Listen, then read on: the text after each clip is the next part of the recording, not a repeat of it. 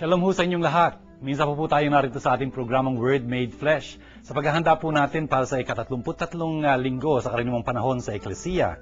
Binabati ko po kayong lahat na sumusubaybay sa ating palatuntunan. Kayo po mga magulang, mga anak, mga may karamdaman lalo na yung nasa bahay, nasa hospital, ganyan. Yung po mga kaparian na nanonood at na sumusubaybay sa atin dito sa ating programa, mga seminarista, mga diakono, mga reliyos, mga katikisan, nagpapalaganap ng salita ng Diyos. Sana po ikapulutan ninyo ang ating programa ng magagamit ninyo para sa pagpapahayag ng magandang balita. Iyon po'y kinalulugod ng Panginoon at nakaluluwalhati sa ating programa. Kaya po, sana'y handang-handa kayo para sa ating programang ito ng Word Made Flesh. Shalom po sa inyo. Word Made Flesh is glad to invite you to attend the Bible study lessons with Father June Lingad, SDB. Every Tuesday at St. John Bosco Parish Church, Makati City, from 7:30 until 9:30 in the evening. Every Wednesday at Santo Niño Chapel, Greenbelt, Makati City, from 7:30 until 9:30 in the evening. Every second and fourth Thursday of the month at DMI School, Ayala, Alabang, from 7:30 to 9:30 p.m. Ang Word Made Flesh ay masayang nakikibahagi at malugod na sumusuporta sa pondo ng Pinoy.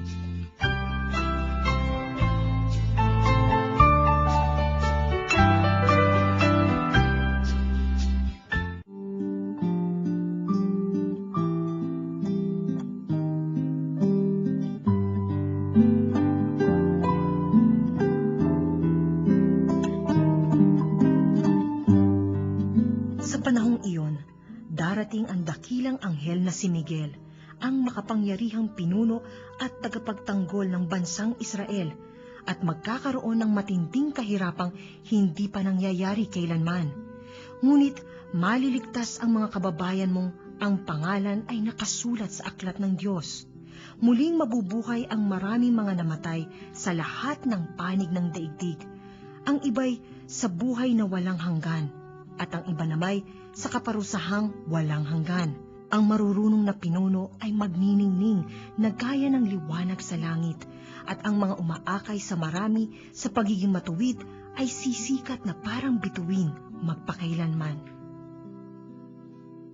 Ito pong ating unang pagbasa ay hango kay Daniel, Propeta Daniel sa Lumang Tipan.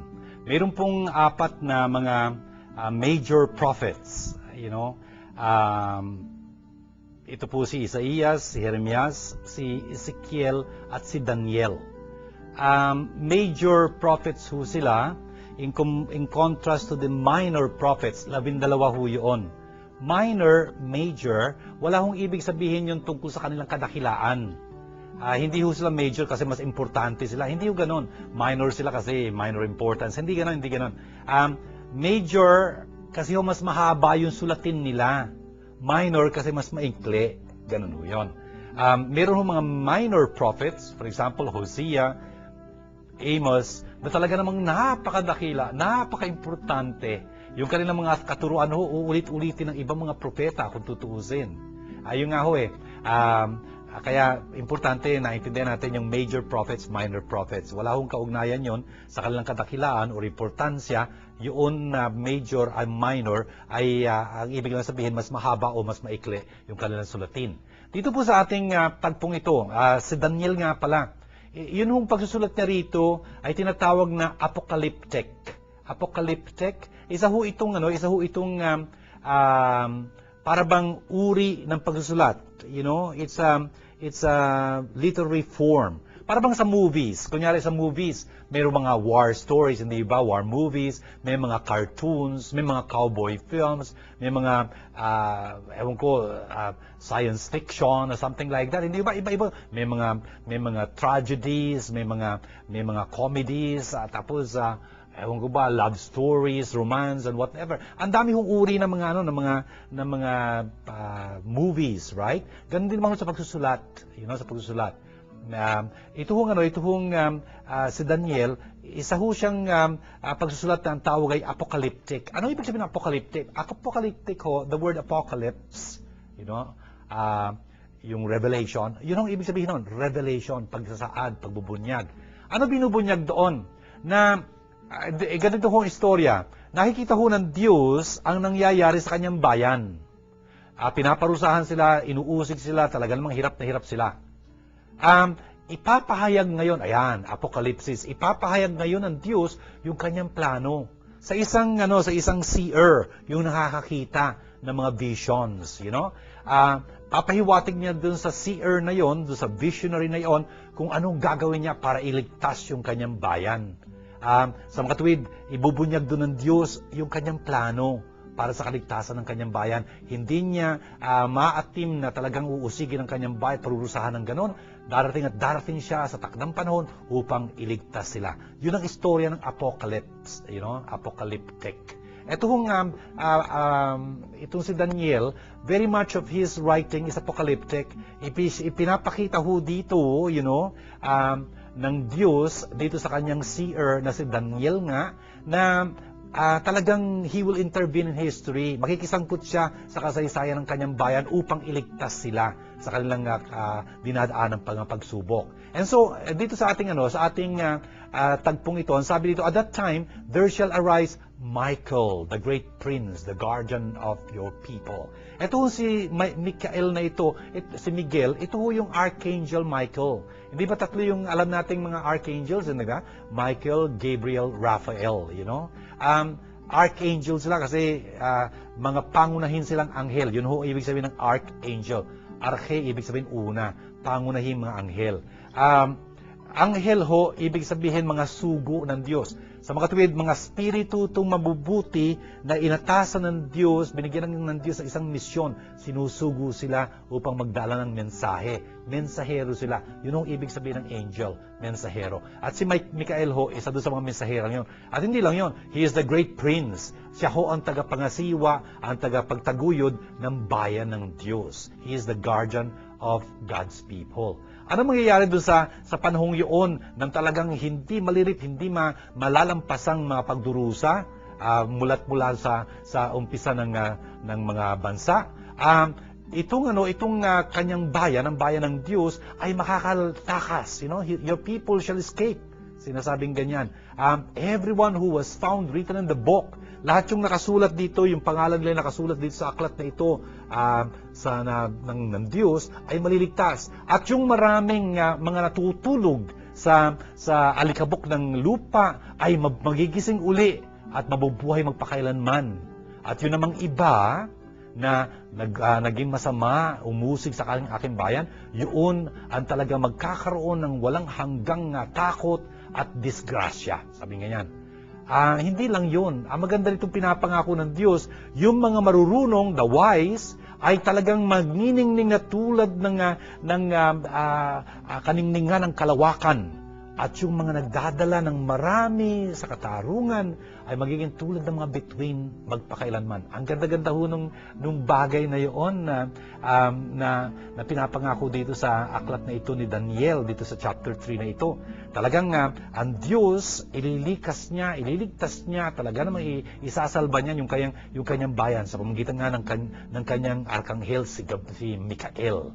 Siya magiging tagapagtanggol ng kanyang bayan. Brothers and sisters, guardian of your people. Ganun ho yun. Yung mga bansa ho, meron silang tagapagtaguyod na anghel. Tulad ng bawat isa sa atin dito, may anghel. Anghel de la Guardia, yun yung guardian angel. Hindi lang ho personal, kundi communities, Sino kaya anghel ng Pilipinas? Kasi Israel had Michael as their angel, guardian. Ayun nga ho maganda sanang malaman natin kung sino yung anghel natin. Hindi man natin alam yung kanyang pangalan, sana tawagan natin siya, talagang tulungan niya ang bansang pinapakalinga sa kanya ng Diyos. At ang maganda nito, yung mga marurunong talagang magniningning. At yung mga nagtuturo ng katarungan, sana kasama si Father Jun dun, no? Kasi nagtuturo naman ako dito At sinisikap pong i-share sa inyo itong salita ng Diyos na ito. Ay nako, sabi niya, magiging tulad ng mga bituin magpakailanman. Sana ho tayong lahat, magningning tayo, mga magulang. Sana magningning kayo. At talaga maging mga bituin kayo sa inyong mga tahanan. Kasi kayo nagtuturo sa marami, sa inyong mga anak, for example, sa inyong nasa paligid ninyo, ng katarungan.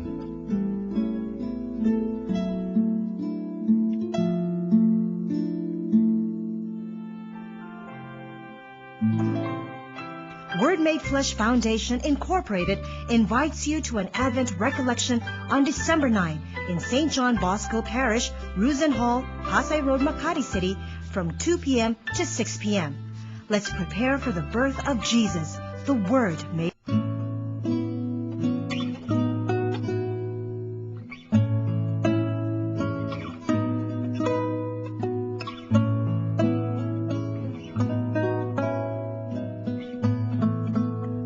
Saserdote ay nakatayong naglilingkod araw-araw at naghahandog ng iyon at iyong ding mga hain. Subalit, hindi makapapawi ng kasalanan ang mga haing iyon. Ngunit si Kristo ay minsan lamang naghandog dahil sa mga kasalanan at iyo'y sapat na. Pagkatapos, lumuklok siya sa kanan ng Diyos at naghihintay siya roon hanggang sa lubusang pasukuin sa kanya ng Diyos ang kanyang mga kaaway. Sa makatwid, sa pamamagitan ng isa lamang paghahandog, ay kanyang pinapaging banal magpakailanman ang mga nililinis niya. Ang Espiritu Santo'y nagpapatotoo rin sa atin tungkol dito. Unay sinabi niya, "Ito ang aking magiging tipan sa kanila." Pagdating ng mga araw na iyon, sabi ng Panginoon, "Iuukit ko sa kanilang puso ang aking mga utos at itatanim ko ang mga ito sa kanilang mga isip." At kanya ring sinabi pagkatapos, "Hindi ko na aalalahanin pa ang kanilang mga kasalanan at mga kasamaan, sapagkat ipinatawad na ang mga kasalanan, hindi na kailangan pang maghandog dahil sa kasalanan." Pinagpapatuloy po natin ang pakikinig sa sulat sa mga Hebreo. Nasa chapter 10 na po tayo. At tinutukoy dito na ang bawat pari, doon ho sa lumang tipan, araw-araw nandun sila sa kanilang paglilingkod at their ministry. Nag-aalay noong mga sakripisyo ng mga hayop, para sa bayan, pero hindi kailanman makatapawi iyon ng mga kasalanan. Same sacrifices that can never take away sins, Pero ang sabi niya sa verse 12, itong ating dakilang paring ito si Jesus, nag-alay ng isang sakripisyo para sa mga kasalanan at pagkatapos doon, lumuklok na siya sa kanan ng Diyos Ama. Hindi ho ba yun ang sinasabi natin? Sits at the right hand of the Father. Right hand do, ewan ko lang, karamihan siguro ng mga tao, kanan sila, hindi naman sila kaliwete, yung kanan, sumasagisag ho lagi yun ng kapangyarihan, ng lakas, kasi mas malakas yung kanan mo kaysa sa kaliwa. It's usually like that, right?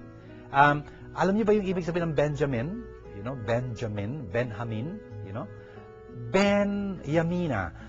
Hebrew ho yun. It's the tribe of Benjamin, right? Yung Ben, ibig sabihin son. Yamina means right hand, son of the right hand. Ibig sabihin, yun ang pagpapala, ginagawad ho yun ng kanang kamay usually. Tingnan yung pare. Pagka magpabless siya, kahit nakaliwete siya, kanang kamay ginagamit niya, Kasi yung right hand is the hand of blessing. Kaya nga, Benjamin means the son of blessing. Kasi right hand yung ibig sabihin ng Yamina. Anyway, yun nga, Jesus sits now forever at the right hand of the Father. Ibig sabihin nun, inangkin niya uli yung kapangyarihan niya, na iwinaksi niya sandali nung siya'y naging tao. Yun yung sinasabi sa Philippians chapter 2, verse 5, 6, hanggang 11. Though he was in the form of God, Jesus did not count equality with God something to be grasped at, but rather, he emptied himself, becoming a man, Ganun nga ho, he emptied himself. Inalis niya yung kanyang kapangyarihang iyon, yung kanyang kalulakiang iyon, naging taon-tao, Pero ngayon ho, pagkatapos niyang nakapag-alay ng sakripisyo minsan lang, para sa pagpapatawad ng kasalanan, ngayon nandun na siya nakaluklok sa kanan ng Ama magpakailanman. Tapos sasabi dito, hinihintay niya lang ngayon na talagang yung kanyang mga kaaway, ay talagang maging patungan ng kanyang paa. Ibig sabihin talagang mabaliwala sila, dahil sa pamamagitan ng isang pag-aalay, nagawa niyan talagang ganap, napaging ganap niya, magpakailanman lahat ng mga pinababanal, That is true, brothers and sisters. Through the one offering of Jesus, He had made everyone perfect who are becoming consecrated. Kasi ho tayong lahat, itinalaga ho tayo sa Diyos sa pamamagitan ng ating binyag. At sa pamamagitan ho nung sakripisyo inialay ni Jesus, kung kaya nagkaroon ng bisa, yung tubig ng binyag, dahil doon sa sakripisyo niyon, tayo ho'y napapaging ganap niya. Unti-unti, talagang natutulungan niya tayo mapanaigan yung ating mga kahinaan, talagang maging kaaya-aya tayo at kalugod-lugod sa harapan ng kanyang Ama, mas nagiging tulad na tulad tayo ni Jesus na ating pinapanginoon. At sabi niya dito, where there is forgiveness of these sins, there is no longer an offering for sin. Hindi na kailangan pag-ulit-ulitin yung mga sakripisyong yun na iniaalay para sa pagpapatawad ng kasalanan tulad ng ginagawa nila sa lumang tipan. Hindi na kailangan pa ulit-ulit yung mga sakripisyong yun.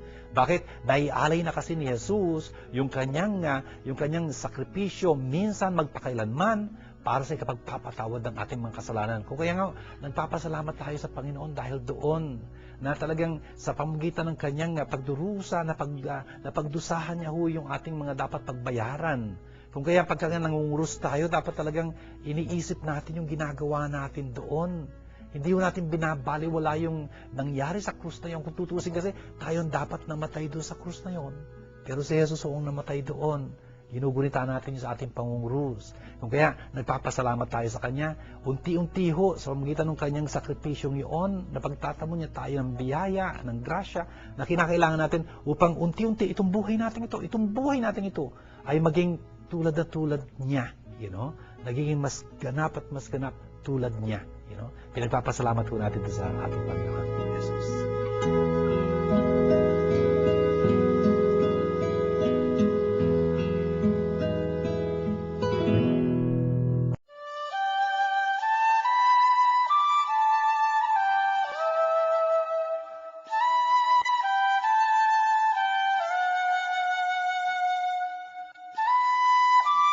Sumainyo ang Panginoon. Magandang balita ng Panginoon ayon kay San Marcos. Pagkatapos ng mga kapigatiang iyon, magdidilim ang araw, hindi magliliwanag ang buwan. Malalaglag mula sa langit ang mga bituin. Mayayanig ang mga kapangyarihan sa kalawakan. At makikita ang anak ng tao na nasa alapaap, dumarating na may dakilang kapangyarihan at malaking karangalan. Susuguin niya ang kanyang mga anghel sa apat na panig ng daigdig at titipunin nila ang mga hinirang ng Diyos mula sa lahat ng dako. Unawain ninyo ang aral mula sa puno ng igos. Kapag sumisipot na ang mga dahon sa sanga nito, alam ninyong malapit na ang tag-araw. Gayun din naman, kapag nakita ninyong nangyayari ang mga bagay na ito, malalaman ninyong malapit na ang panahon ng pagparito niya. Nagsisimula na. Tandaan ninyo, magaganap ang mga bagay na ito bago mamatay ang mga taong nabubuhay sa ngayon. Mawawala ang langit at ang lupa, ngunit ang aking salita ay hindi magkakabula. Ngunit walang nakakaalam ng araw o oras ng pagsapit niyon, kahit ang mga anghel sa langit o ang anak man. Ang Ama lamang ang nakakaalam nito. Ito mga kapatid, magandang balita ng ating kaligtasan. Ito po ang bahagi ng Ebanghelyo ni San Marcos na nagtataglay din noong apocalyptic, yung binanggit ko po kanina sa pagtukoy ko kay Daniel. Apocalyptic, yung inilalahad ng Diyos, yung kanyang magiging plano para sa pagliligtas ng kanyang bayan. Paano siya makikisangkot sa kasaysayan upang talagang mailigtas niya nga ang lahat na nananalig sa kanya. Dito rin inihuhula ng Panginoon kung ano mangyayari sa wakas, pagka darating ang Panginoon. Brothers and sisters, tingnan nyo, hindi laging madaling unawain tong mga bagay na ito. Ano ba pinag-uusapan dito ng Panginoon? Yung bang pagwawakas ng mundo o yung pagdating niya sa wakas ng panahon? You know? Ano bang mangyayari? Yung bang wakas ng Israel? Kasi alam natin may mangyayaring malagim in the year 70 sa Israel. Yung ba tinutukoy niya rito o yung wakas na ng panahon? You know? Ganon. Anyway, ang sabi niya sa mga araw na iyon, magkakaroon ng talagang kapigatian. You know? Hindi lang yun, yung magkakaroon ng senyales, ng mga palatandaan sa kalangitan. Anong mga senyales? For example, yung araw, talagang magdidilim. Yung buwan, hindi sisika, hindi magliliwanag. At yung mga between, mga ngalaglagan sila, mula sa kalawakan. At yung kapangyarihan nga ng kalawakan ay mayayanig. Wow, Friends, that is, parang talagang kataklismic. Ewan ko, nakakatakot yung pangitain yung biro mo. Ang dilim-dilim, ang maaga na, mataas na dapat ang araw, walang araw. Hindi naman eclipse, Tapos, yung buwan, dapat full moon, wala naman siya.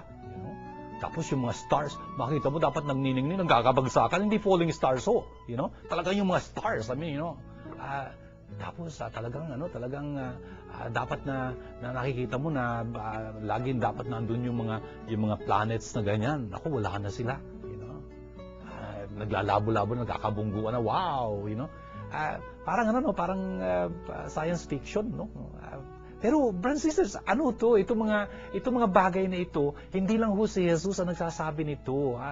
Sinulat na rin ito ng ibang mga manunulat. It's parang stock and trade na ito. Lagi nang ganun yun. Parang that's a literary form na. Ganun lagi yan. Yung pagka tinutukoy yung wakas, ganun ang magiging wakas. Talagang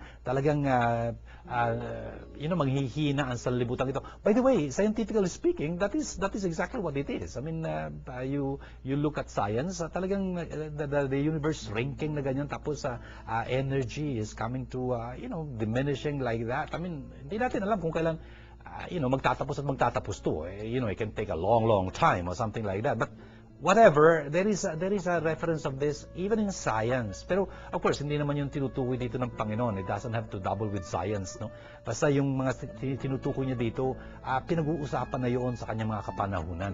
Ang maganda nito, ang sabi niya, the Son of Man, they will see Him coming in the clouds with great power and glory. Friends and sisters, Son of Man. Ito yung isang titulo ng Mesyas na gagamitin ni Jesus patungkol sa kanyang sarili. Marami yung titulo ng Mesyas, anak ni David, for example. For example, the one coming, the Holy One of God, something like that. Pero hindi ho gagamitin ni Jesus yung mga titulong yon tungkol sa kanyang sarili. It only is the Son of Man. Ano yung Son of Man na ito? Brothers and sisters, Son of Man means simply man. Ano nga ba anak ng tao kung di tao, Yun nga, hanggang ngayon ginagamit pa ng mga Hudyo yun pag nagsasalita. Sabi ng taong yun, the Son of Man said, yung ganun, they still use it up to now, Kaya lang nga, sa labi ni Jesus, yung Son of Man na yun, yung pariralang yun, that phrase there, captures the two aspects of the Son of Man, Yung aspeto ho nung Son of Man na magdurusa sang-ayon kay Isaías, at yung Son of Man na maluwalhati sang-ayon kay Daniel. Napagtambal niya yun doon sa pariralang Son of Man. Kung kaya, it is an innocent sounding phrase, but very meaningful if you only know the scriptures. Ayun nga, ang sinasabi dito ni Jesus, makikita nila na darating sa wakas ng panahon, ang Son of Man, the Messiah, the Son of God, that is Jesus Christ, na nandun sa alapaap, nagtataglay ng malaking dakilang kapangyarihan at dakilang kaluwalhatian.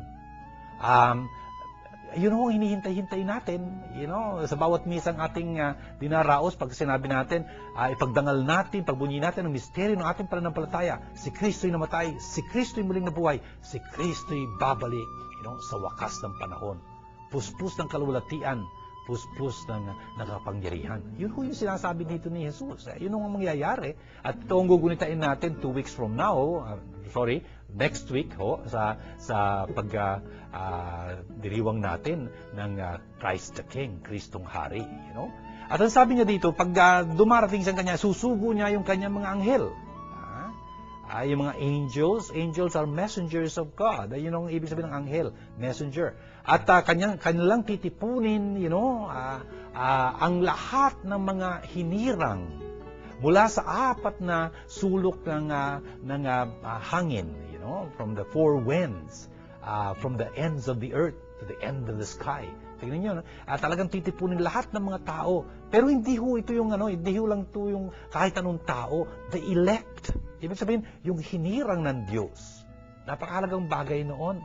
Sila ho yung titipunin ng Diyos upang mapasama sa kaharian ng kanyang anak, na malulhating dumarating sa wakas ng panahon. Yun ho yung ating pinapahayag. He will come again in glory to judge the living and the dead. Yun ho ating pinapahayag sa I believe in God. Alam ho natin, yun ang ating pananampalataya. At tayong mga talagang nananampalataya kay Jesus, tayo ho itong hinihirang niya. Ang laki yung bagay nun. Sa verse 28, sabi dito ng Panginoon, learn a lesson from the fig tree. May problema tayo ng konti rito. Sino sa inyo nakakita na ho ng fig tree? Wala ho tayong masyadong fig tree dito. I hope to be able to show you a fig tree. Ito hong fig tree, meron siyang characteristic. Pagka sumisibol na ho yung kanyang dahon, ibig sabihin summertime na ho. Summertime na. Pagka nakita nyo nangyayari yun, alam nyo, palapit na ang tag-araw. Sa verse 29, in the same way, sabi niya ganyan, pagka nakita nyo nang nangyayari itong mga bagay-bagay na ito, na nangayayanig na ang mga kapangyarihan sa kalawakan, ang araw, ang bituin, ang buwan, nagpapakita na ng di karaniwang pagkilos na ganyan.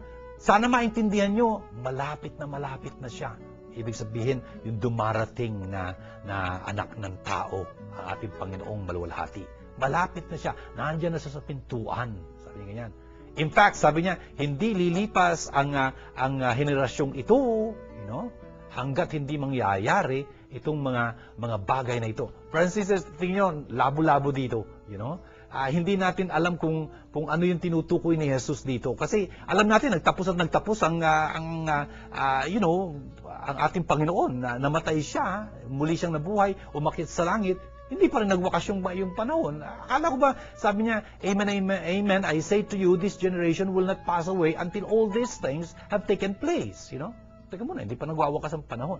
Francis, dito ho naglalabo-labo, nagkaka-mixed up yung mga pangitain na inilalarawan dito.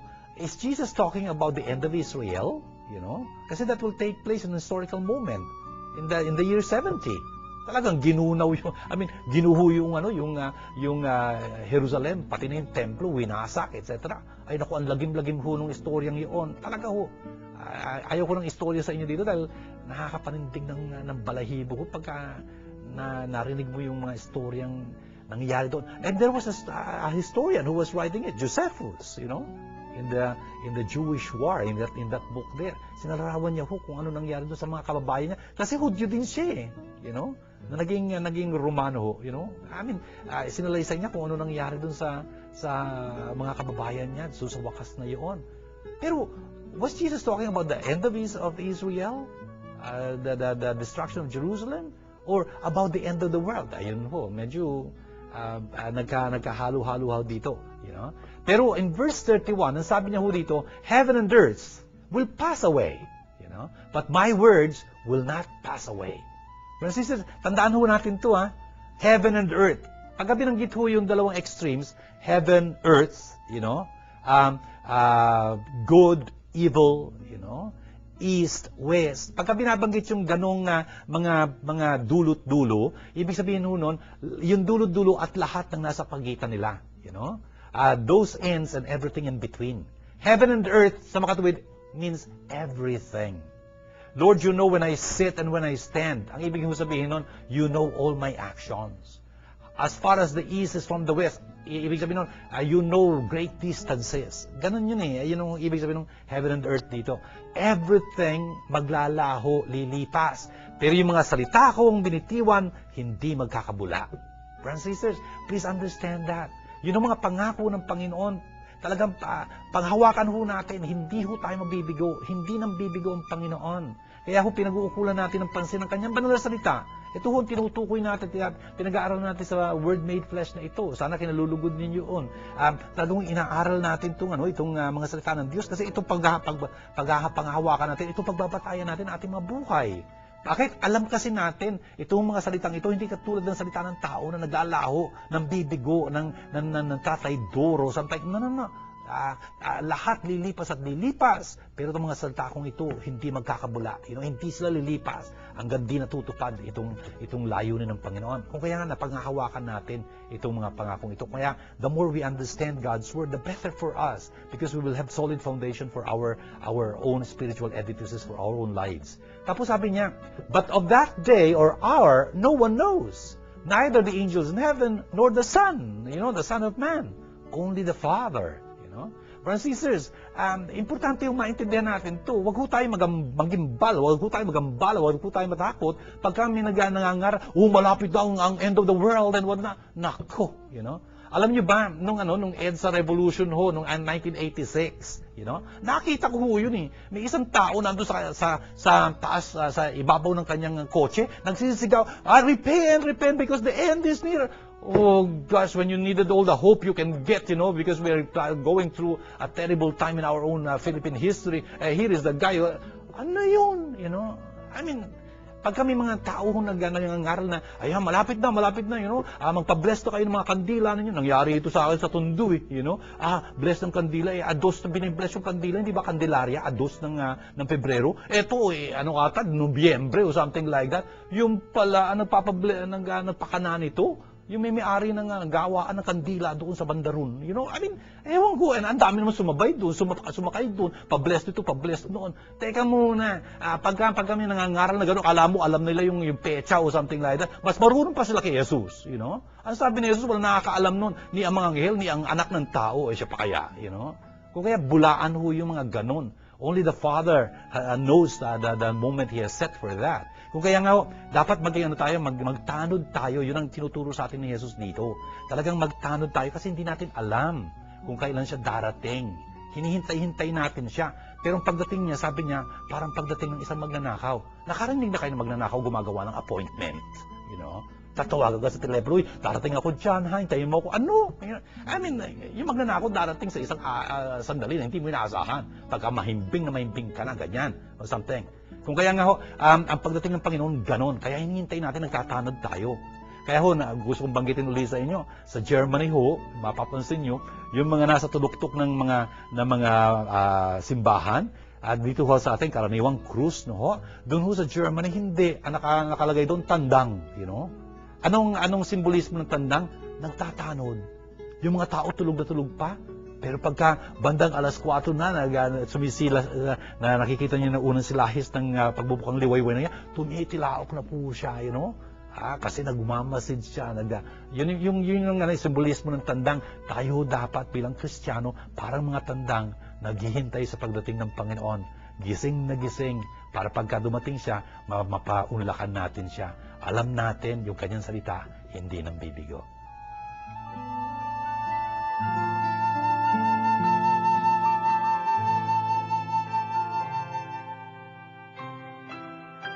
The Word Made Flesh Foundation Incorporated has launched its 3rd anniversary raffle draw. Proceeds help carry on our TV and radio programs and other WMFFI activities. Come and buy your tickets now. Contact us at the following numbers.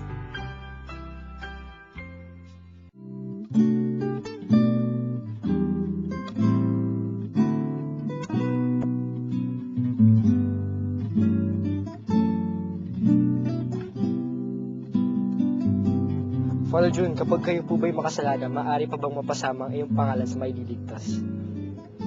Thank you, Tim, para sa katanungan mo ito. Kapag ikaw po ba'y makasalanan, may pag-asa pa bang papasama ang iyong pangalan sa mga maililigtas? You bet. You know? Tandaan natin na parito si Jesus upang tawagin hindi yung mga mabubuti na, kundi yung mga makasalanan. Kasi sino nga ba nangangailangan ng doktor, sabi niya? Yung malusog o yung may sakit. You know? Kung makasalanan ka, hindi nawawala yung pag-asa na mapapabilang ka dun sa maililigtas niya. You know, kasi yun ang pangalan ni Jesus, Yehoshua. Si Yahweh ay nagliligtas. Kung makasalanan ka, pwede kang iligtas. Kasi kung banal ka na, hindi ka na kailangan mailigtas, no? Pero yun nga pagka inaangkin natin, kinikilala natin yung ating pagiging makasalanan, binibigyan natin ng kahulugan si Jesus kung tutuusin. At si Jesus ang ating pag-asa. That's something beautiful. As 1 Timothy chapter 1 verse 1 says that, Christ Jesus our hope. You know? Kung kaya ang isang makasalanan, talagang pwedeng umasa kay Jesus. Hindi siya nang bibigo. Seryosohan to, you know?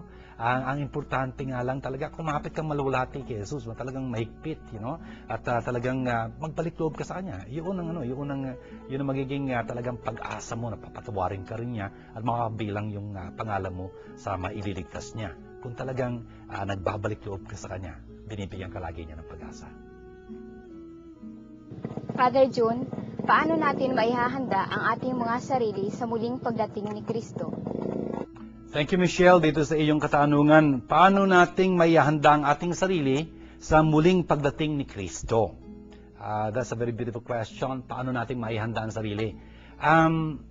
Tingnan mo, dapat malinaw sa atin yung pagdating ni Kristo, yung muling pagdating ni Kristo ngayon. I like to tell you na yung muling pagbabalik ni Kristo sa wakas ng panahon, hindi natin alam kung kailan yun, ano? Kaya yung paghahanda natin doon will take the form of really trying to keep ourselves as sinless as we can be, as faithful to God as we can be, as loving to God and neighbor as we can be. Ganun yun It's an openness to God, you know. Yun ang magiging paghahanda natin sa kanyang muling pagbabalik. Pero more specifically, gusto kong mapaintindi sa iyo. Bali tatlo yung pagdating nga ni Jesus, di ba? Yung kanyang pagdating nung unang pagdating niya sa kasaysayan, mga 2,000 years ago, yung muli niyang pagbabalik sa wakas ng panahon. Di natin alam ko exactly kung kailan yon. Pero alam natin, tuwi-tuwi na bumabalik siya at bumabalik, dumarating siya sa isang humihiwagang pagkaparaan. For example, pag kami pagkakataon tayong gumawa ng kabutihan, pag kami pagkakataon tayong maging manindigan para sa katotohanan, pag kami may pagkakataon tayong talaga makatulong sa ating kapwa, dumarating si Jesus doon. Ang sabi niya, anumang pinagkait natin sa ating kapatid, pinagkait natin sa kanya, anumang ginawa natin sa pinakamalit nating kapatid, sa kanya natin ginawa. Kung kaya, yung mga pagkakataong dumarating si Jesus handa ka bang tumulong? Handa ka bang, paunlakan siya sa mga sandaling iyon? You got to really keep your eyes very open and very awake ka sa mga pagdating na iyon. Hindi mo makikita si Jesus. Yung anyo niya, hindi parang yung si Jesus, Jesus of Nazareth o Jesus according to Mel Gibson or something like that. Hindi siguro ganun. Baka ang mukha niya parang Pilipino talaga. Na nangangailangan siguro. Litong-lito, balisang-balisa, may sakit, nasa bilangguan, yun, nandun si Jesus. Sana pagdating niyang ganoon, matulungan mo siya, dapat handa ka doon na hindi ikaw magdidesisyon kung sino si Jesus, Dapat yung nangangailangan ng tulong mo, yun si Jesus, Ganun yun You don't decide who Jesus will be for you. The one who needs your help, He is Jesus. Father June, kasama po ba ako sa ililigtas ni Jesus? Thank you, Isaac James, na sa iyong katanungan na kasama po ba ako sa isi-save ni Jesus? I think so, kasi naparito si Jesus upang iligtas tayong lahat. Kasama ka ron, tsaka ako, tsaka lahat tayo, na nagnanais maligtas. Kaya lang, depende sa atin yun, yung pagliligtas sa atin, dapat talagang bigyan natin siya ng pagkakataon. Hindi niya tayo pwedeng kaladkarin patungo sa langit. Walang pilitan doon. Kaya nga sabi niya, if anyone wishes to come after me, tingnan mo, if anyone wishes to come after me, kung nais ninumang sumunod sa akin, dapat nagnanais tayong sumunod sa Kanya. Nagnanais tayong mailigtas niya Hindi niya tayo pwedeng iligtas ng sapilitan, you know? Kung ikaw ay maliligtas, tiyak ako, kasama ka sa maliligtas na Jesus, kung nanaisin mo, kung magpapasakop ka sa Kanya, kung magpapaligtas ka sa Kanya. Of course, maraming ibig sabihin yun. Ibig sabihin nun, talagang sinisikap mong maging tapat kay Jesus, sinisikap mong isabuhay yung Kanyang tinuturo na narinig mong pinapaliwanag dito. For example, nababasa mo sa salita ng Diyos. Kung sinisikap mo talagang maging tulad na tulad ka ni Kristo, kasama ka dun sa maililigtas niya. Don't ever doubt that. Kasamang-kasama ka talaga sa maililigtas niya. Shalom! If you had been blessed by this program, please know that God needs your financial help to continue Word Made Flesh TV show in its mission of touching more lives. For your donations, please contact the following numbers. Father Jun Lingard, SDB at 823-9263 or 823-9220 or 0917-833-0863. Or Miss Nitz Castro at 527-3952 or 0917-629-1851. Or make your deposits to Word Made Flesh Foundation Incorporated, BPI account number Philippine Pesos 0011165362 or our dollar account 0014151206. I'd like to thank you on behalf of Word Made Flesh Foundation. Shalom.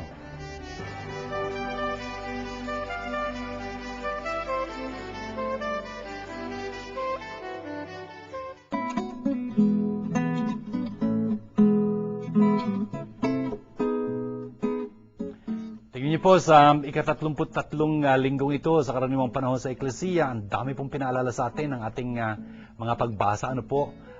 Yung unang pagbasa natin, narinig natin doon si Miguel, Saint Michael, the Archangel.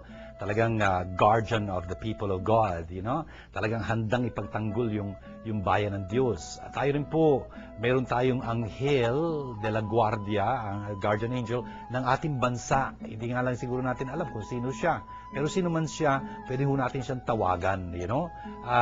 Tapos, bawat isa sa atin, may anghel din tayong tagatanod natin na pwede nating hinga ng tulong, you know? Wala akong biro ito. I mean, this is a sign of God's providence for us. Ito yung tanda ng pagkalinga ng Diyos sa atin, na binigyan niya tayo ng mga anghel na ganito, na talagang magtataguyod sa atin. Tapos, sinabi dito na talagang, yung mga naghihintay sa pagbabalik na iyon ng Panginoon, ay talagang maliligtas sila, gigising sila mula sa kanilang pagkakatulog, you know, at talagang mabubuhay sila magpakailanman. Yun namang iba na naging di matapat sa Diyos, talagang ay naku, nakakatakot yung kanilang magiging kahinatnan. At ang sabi pangako doon sa first reading, yung mga marurunong, yung wise people. Wise, ibig sabihin, talagang namumuhay sang-ayon sa turo ng Diyos. Yun ang ibig sabihin ng being wise. Hindi lang wisey-wisey, you know? Kundi talagang namumuhay sang-ayon sa turo ng Diyos. Sila ang talagang magniningning sa kalawakan na ganyan. At yung mga nagtuturo ng marami sa katarungan, sila magiging parang mga bituin sa kalangitan magpakailanman. Ang ganda-gandang pangako nun, no?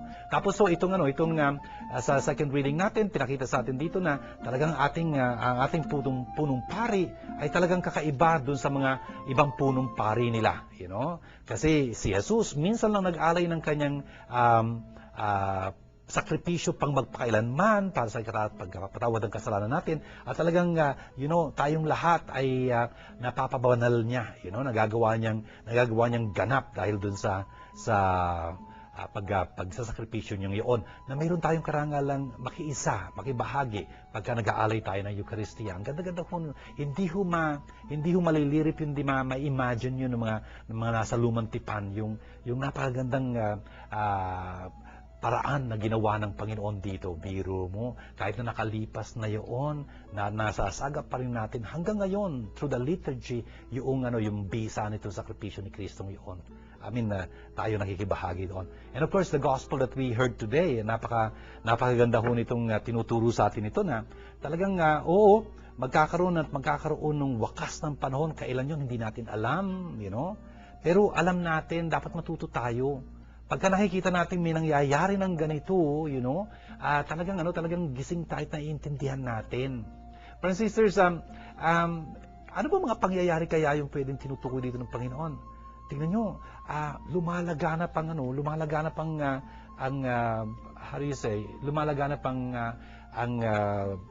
kabutihan, nasasagap natin kagad ang mga balita. Parang lumilit ang mundong ito, Isang bagay yun na dapat nating maintindihan. Talagang hinahamon tayo ng Panginoon na talagang gawin ang magagawa natin para mapalaganap kagad natin ang magandang balita.